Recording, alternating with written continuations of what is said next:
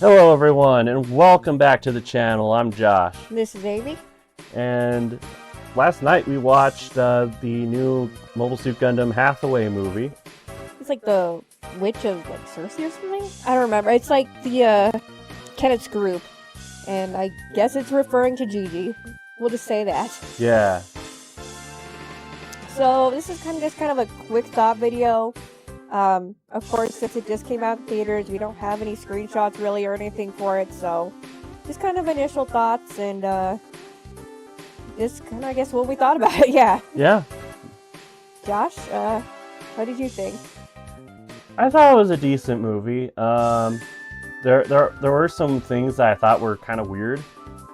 So one thing I thought was kind of weird is the intro goes on for a long time, right?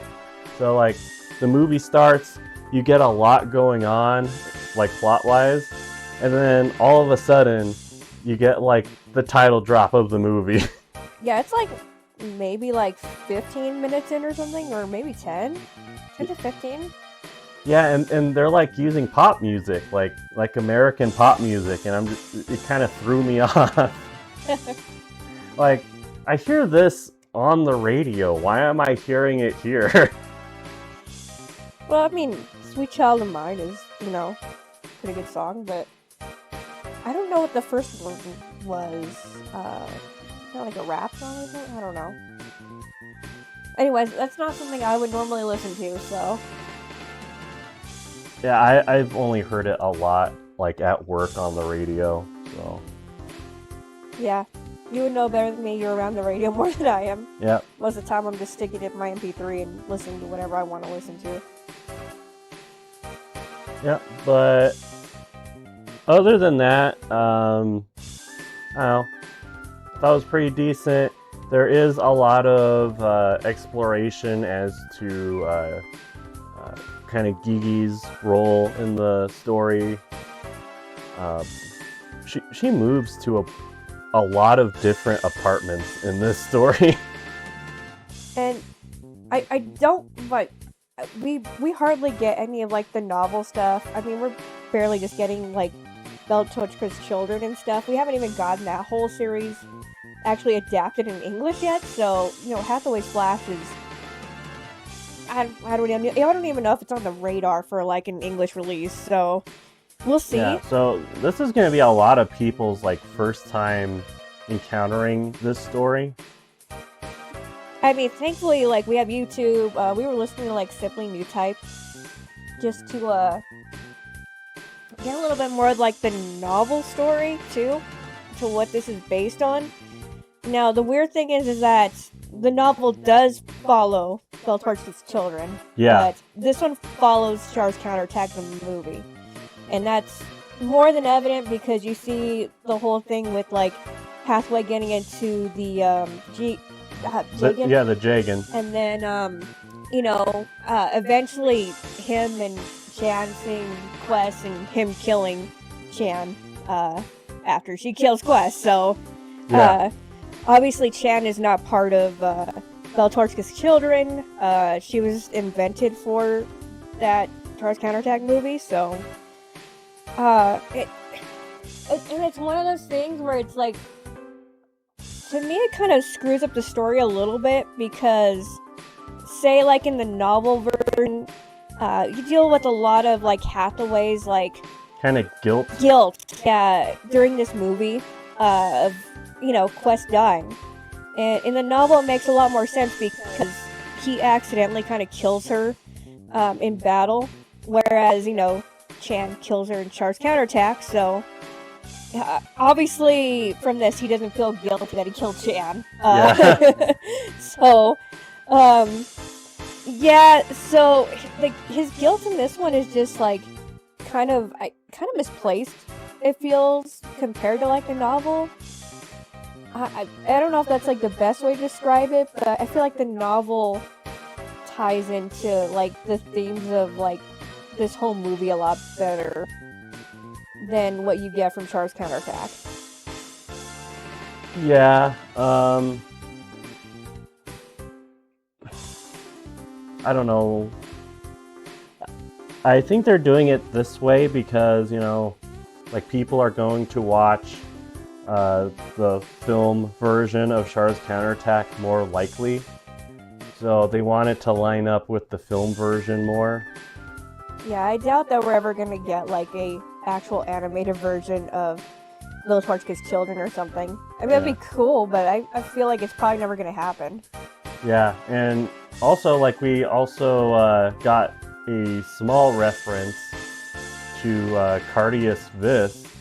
Which definitely does not happen in the novel. Which definitely does not happen in the novel. But again, they're just kind of matching up the timeline with, like, all the other animated stuff. Well, we were talking, too, about this afterwards, and it's like, Unicorn takes place in 96, and this is after that, so it's, like, hard to, like, not, like, try to think, like, hey, what is Minerva and Benaj are doing at this point? Because, obviously, the Earth Force's government, essentially, in this movie, they're getting ready to vote for more powers over the Earth. Yeah. So, as you saw, if you saw the first movie or if you've read the novels, basically they're kind of like culling the population, either like sending them back into space or just kind of downright killing everybody. Yeah. So that's what the Manhunters are doing, and it's just a weird fit because like Unicorn, and I guess like it kind of does fit because the whole point of these movies is that the Earth forces just don't learn anything. So, for example, Char's Counterattack, you had the miracle of like the new type light. Didn't really do anything. Like, nobody changed. And in Unicorn, you had the Laplace box, and how space colonies were supposed to be independent. Doesn't really do anything. Yeah, so. It really doesn't impact anything. So this is just literally just the Earth forces just continuing to just down spiral, and I don't know. It's a whole bunch of honestly, like the Earth forces are just awful. So I know one of the big plot points is like, especially in Australia, they're taking up all like this land that has been like cleared after the colony drop. So they're basically repurposing it into like resort and kind of like higher living establishments. So if you want a real world example of that, I don't know, wildfires in California and Hawaii, and we're not going to let people rebuild their homes. We're just going to make it impossible through bureaucracy and essentially buy up that land really cheap and do whatever we want with it. Yeah, like we might do like mass housing apartment buildings or something. That's the best you're gonna get. But that's the best you're gonna get. You're not getting your house back. Essentially, yeah. So, man, that's like really depressing. It is. In the real world, man. It is very depressing.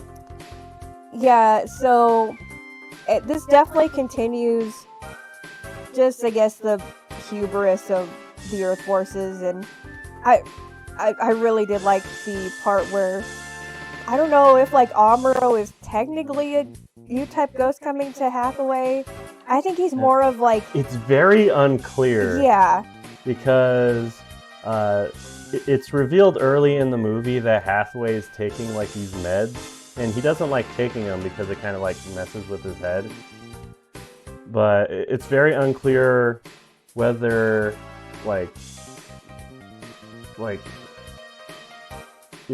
if it's like some kind of like anxiety meds, or if it's some kind of like, I don't know, schizophrenia or something. Like schizophrenia or like antidepressants. Yeah. Or... And I think in the novel, and you guys can tell me for sure because like I said, we don't have much access to it. I think they do confirm that Quest is basically a new type ghost, but since Amuro, this is like a new scene built into the movie. Yeah. So we don't know if like his spirit is actually talking to Hathaway, or if this is just Hathaway kind of like having a psychotic breakdown because he does have a lot of PTSD when he sees that mass-produced new Gundam. Yeah, and honestly, that was probably the best part of the movie. It totally was, yeah. Yeah, Basically, Lane Aim is using a mass-produced new Gundam because the Penelope is all beat up from that last encounter. And Hathaway sees the mass-produced new Gundam, and he just sees the regular new Gundam instead. He just cracks. Dude just cracks. He is freaking out, and he's just like seeing the ghost of Amuro. Like who knows if it's actually his ghost or not? But like, that is literally what he sees.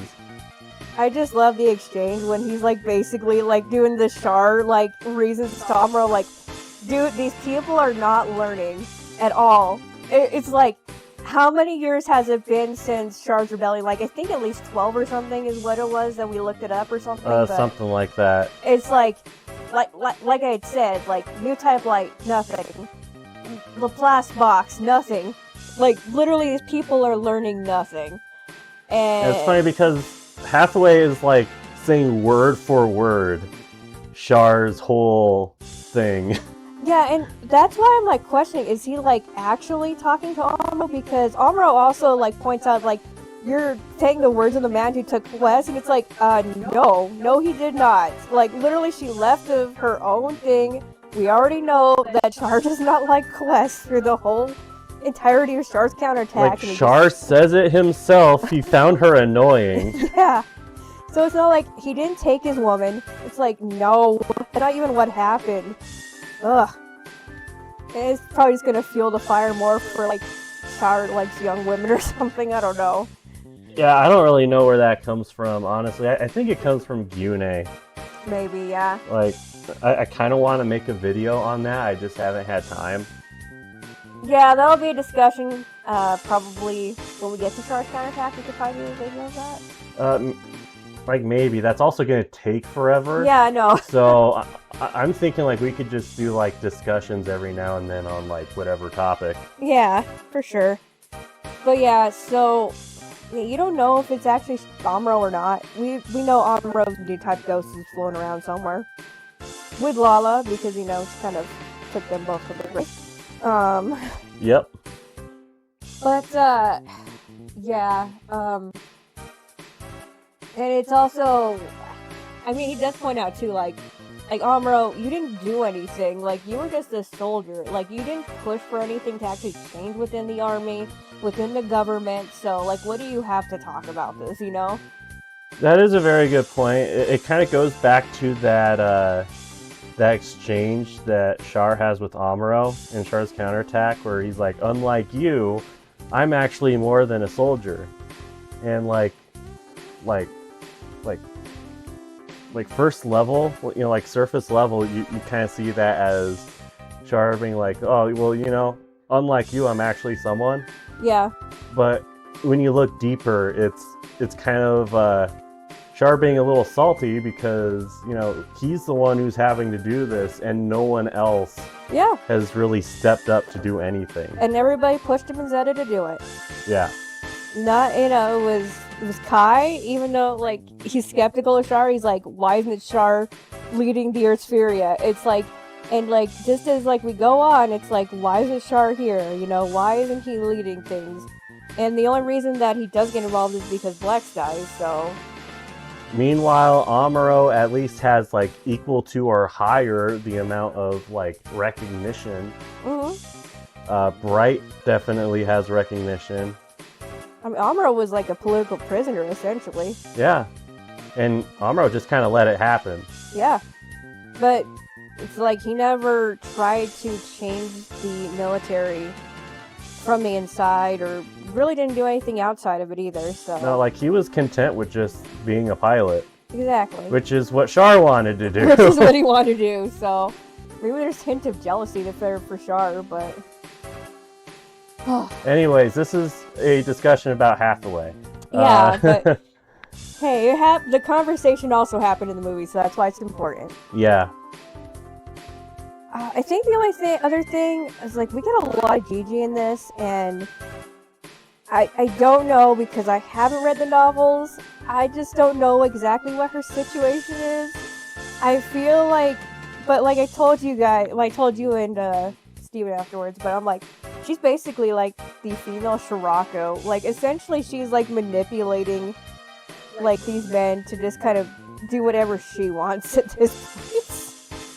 So it's either like, okay, well, you know, being with Hathaway right now benefits me. No, being with Keith benefits me right now. And then, like, I guess you throw in, I guess she's a mistress for this Baron dude, which is really nasty. It's really nasty, and like I don't know, like what I got from it was that like that Baron guy, like he might be looking for like an error or something. Yeah, so maybe. I think that's kind of what's going on with her and the Baron. I just don't know if like she is using him as kind of like a sugar daddy thing, or like she doesn't have a choice in it. And then like, of course, during the movie, she leaves the apartment that I guess that he was gonna come down to and stay in, and essentially abandons him. So maybe somebody can tell me in the comments to, you know, help me understand Gigi's character more. But it just feels like, you know, whoever is most there to serve what she wants to do at that time, like she'll either like call on Hathaway or call on Keith. I don't know. She gets rid of the flight attendant pretty easily, I think, just because she probably calls her like middle-aged or something to her face. And it's kind of funny because the secretary chick is just like, yeah, she's just like, she's just trying to type. I'm just typing. She's like, I'm just ignoring this. I got no skin in this game. Like, I don't want to do anything with this. But yeah, so you definitely know that Keith was getting it on with I think her name is like Mace or something, the flight attendant. So that was funny. Yeah, and then definitely later with Gigi or whatever, Gigi, whatever. Yeah. But so yeah, if anybody in the comments who has actually read the novel wants to like enlighten us about yes. like her situation. Oh, I don't want to call her like a hoe or something right away without knowing, so you know. But she's definitely manipulative. We'll say that. She uses like definitely her new type kind of prowess to like manipulate the situation. People will call it luck or something, but it's like, yeah, I mean, I guess that's why they call her witch, right? The witch in the Cersei, the title, I guess. Here, let me look it up because I don't quite remember what the title is. Look up the title. You know, just to also mention we also got some cards which were kind of nice. Oh yeah. So, I don't know if I know that this showing, I think maybe through the weekend, but I think overall, definitely go see it. They do thankfully give you like last time on Hathaway, because like it's been, I don't know how many years since the first movie came out, so, and of course if you don't have Netflix, you're not seeing it because, especially in North America, there is no physical copy, so. Alright, here we go. The Sorcery of the Nymph Circe. Okay, Nymph Circe, okay. Also referred to as Hathaway's Flash, Circe's Witch. Okay. So, I mean, kinda. Yeah, kind of. But, I think that's probably a good place to end it. Like, we can't really do in-depth just because we don't have video. Yeah, like, we don't have video, we don't really have pictures of everything I want to talk about. Yeah, so there's definitely more. Once we get to Hathaway, it should be on Netflix by then, but... Yeah. I did find it funny how, like, we get to the ending credits and it's another pop song. Oh, it's a good song, I guess, at least. Yeah.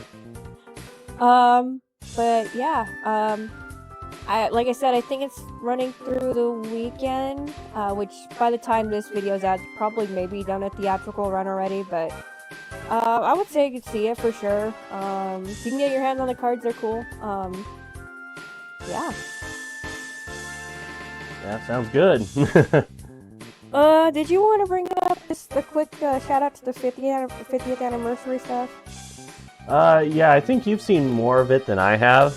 I did see like the video of like the guy. He's at the Gundam statue, and he's looking at how excited like the kids around him are, and he's just reminiscing.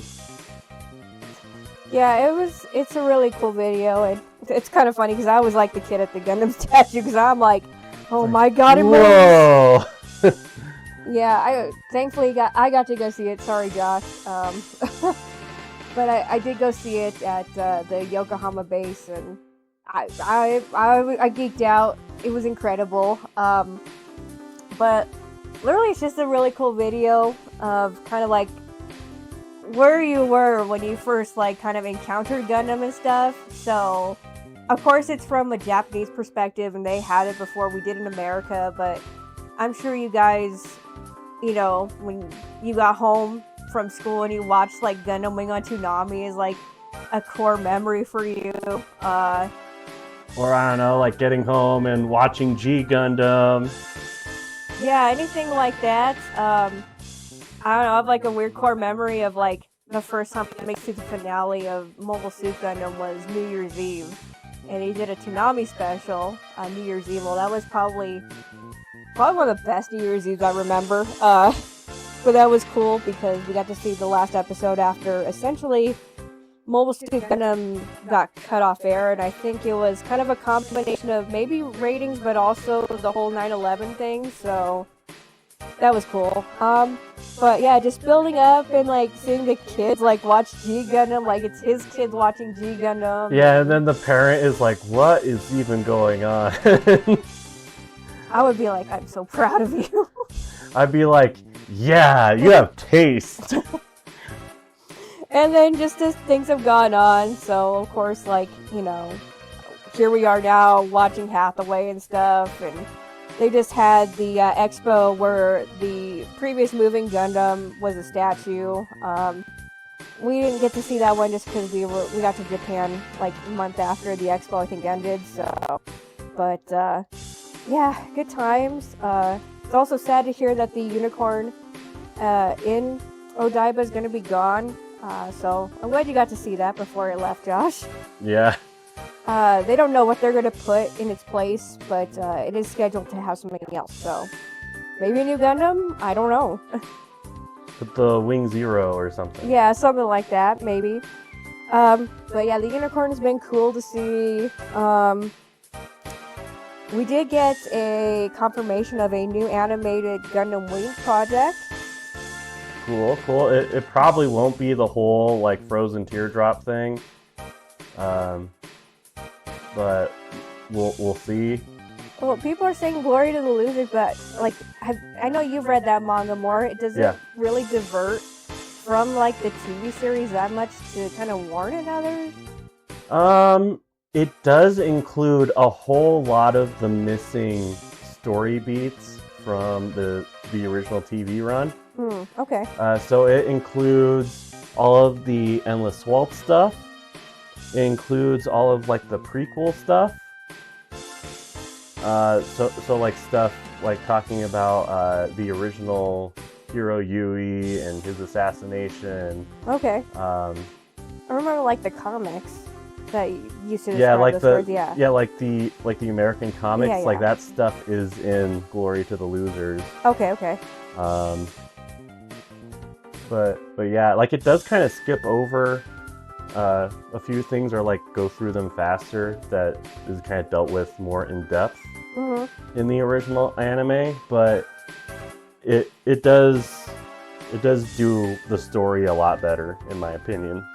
They were really hard teasing us with Frozen Teardrop though in that kind of 30th anniversary video. Yeah. Which, honestly, I still watch it from time to time because I'm like, this is so awesome! It's cool. The song is great, so. Yeah. And then, nobody knows exactly what this is, but apparently we also got announced, like, a remaster or remake of the original Gundam. And I pray to God that it is not another new translation, please. Please, no. Like, you kind of pointed out how the movies kind of already do that, the trilogy, but Yeah, like literally you can tell, like, you know, the animation is still kind of the same style. You know, of still course, the same style. yeah, Like it was only like maybe a couple of years after yeah, the yeah. original anime, so they still had a lot of the same like art directors and all that. The technology was the same pretty much. Yeah. It's not like a new translation where you have like, You have like footage from '85, and then you have like computer done animation from what was it, like 2005, something like that. and it looks like completely different, like noticeable. I'm just, and the whole story beat changes from the new translation. Didn't like, but you know, that's a topic for another video. But essentially nobody knows what a remake or a remaster is actually pointing to. So we don't know if it's just like upgrading the animation, you know, quality from like the original Gundam, kind of like a Yeah. 4K or something. Who knows? Honestly, the only remake I'd ever want to see is if they did more of the origin stuff, and they did it like in the style they used to engage, kind of like cutscenes. The one good thing to come out of that game, but like, Yeah. I don't think it's that, because it would probably be marketed as the origin versus Mobile Suit Gundam. So Yeah. So like for me, I'm kind of hoping for kind of two different possibilities. So possibility number one that I'm hoping for is definitely the origin manga. And possibility number two is that since the original run of Mobile Suit Gundam kind of got cut short a little bit, so like they got their episode what's the word I'm looking for? well, their episode count got cut because Like their episode their budget count got slashed. Yeah, their episode count got cut, so they weren't able to do everything that they wanted to originally. So I'm hoping that if they do like a remaster or whatever, like sure everything gets visually upgraded, but we also get like those episodes that they wanted to originally make. Which Yeah. I think would be really cool, because apparently Char was supposed to get another mobile suit before the Zeon. At least that's what I've kind of heard. Yeah. That would be interesting, as long as they make it something new and not just like, I don't know, say like Doan's Island is animated awful, we're gonna change completely, we're gonna release it again. I don't know. That would be kind of weird, Yeah. considering like they just had the Doan's Island movie. Or like you have the one, I don't know, frame of you, Amuro using the javelin as like a pizza cutter on the gal. We're gonna change that. Like I don't want them to like as much as like some of the animation on Gundam gets a little wonky. It is fun though. It's Yeah, I think the issue is that there's a lot of people out there, and I know a couple of them, who just absolutely refuse to watch animation that is older than the 90s. That's just sad. It is really sad, and like I have this argument with them all the time. They're like, no Josh, I'm not gonna watch anything, like it just looks super old, I can't get into it. It's like the story is still really good. Like, I don't understand that. I mean, like, you have something like, even like Snow White that's like almost 100 years old, and like It still looks really it still good. looks really good. It's like, I don't care that it was made in the 30s, it looks good. It's still relevant, it's still very historical, you know?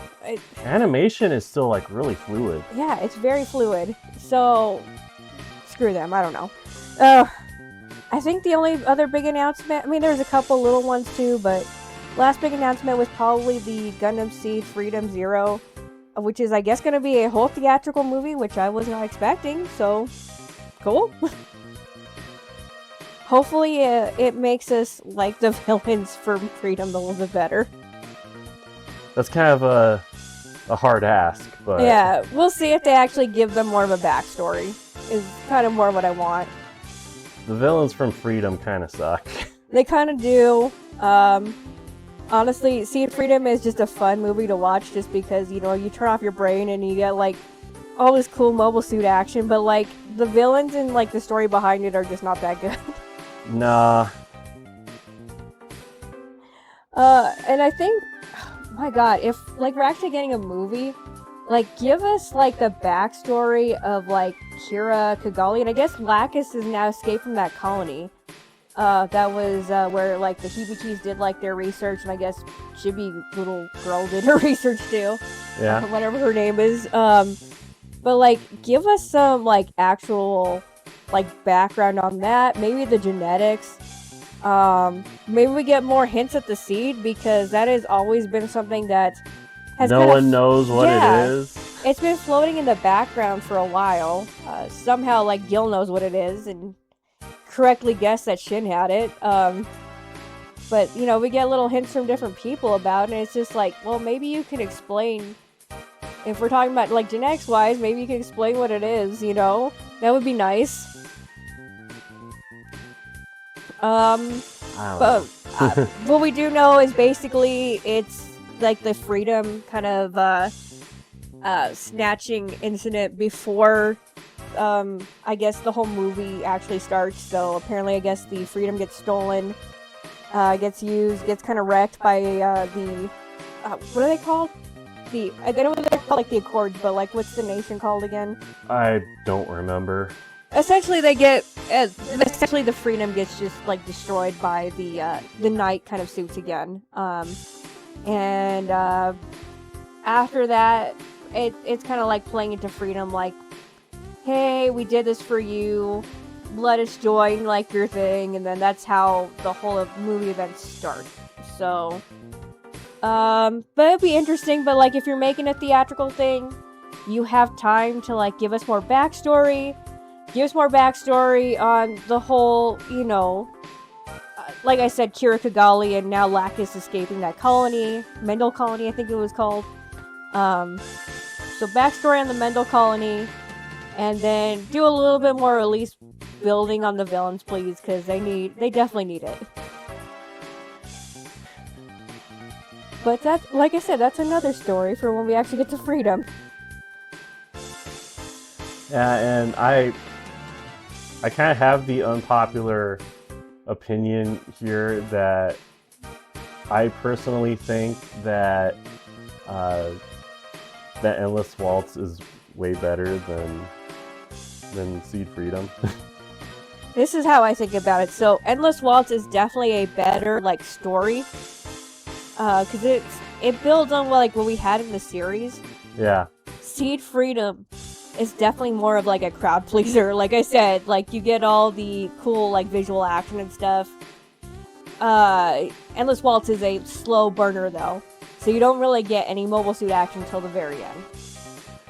Well, yeah, like you don't get the mobile suit action, but I just think that the story is just way better. Oh, the story is way better. Like the story is way better, and although we have our gripes with, you know, Catra wanting to blow up their Gundams, I still get it more than I get like what the Accords were really like doing.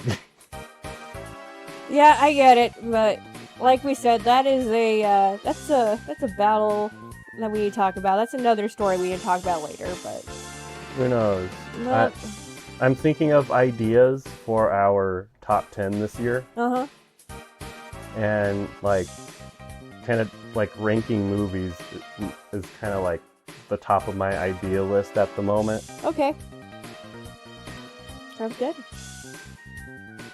But, yeah, I think those were kind of the bigger announcements. Probably some of the smaller ones in there. I don't know if you guys, had seen the 50th anniversary stuff. What are your thoughts? I don't know. Are you looking forward to more Gundam Wing animated? What do you think the master is of Mobile Suit Gundam? Are you excited for Seed Freedom Zero? Because it feels like, you know, it just got put on the back burner. We're like, wait, Like, what happened to it? Yeah, literally, like, what happened to it? I thought it was supposed to be, like, 2026, but nope, then it's still in production, so... Yeah, but yeah, let us know in the comments. Of course, we talked about Hathaway. Have you guys seen it? What do you think about it? And then any of the 50th anniversary stuff you want to talk about in the comment section. We're cool with that. Yeah, honestly, there's not much to really talk about. Yeah, that's why we kind of added these two together, because it kind of happened continuously at the same time anyway, so... Yeah. And they're kind of short, so... Yeah. Anything else from you, Josh? I don't think so. I think I'm good, too. I guess just like, share, and subscribe, and then let us know in the comments if you want to discuss anything. Yeah. Yeah, that's good for me. If you like this discussion, please like, subscribe, hit that notification bell. Yeah, this has been Josh. This is Amy. For Gundam of Gundams. See you all later. Bye-bye.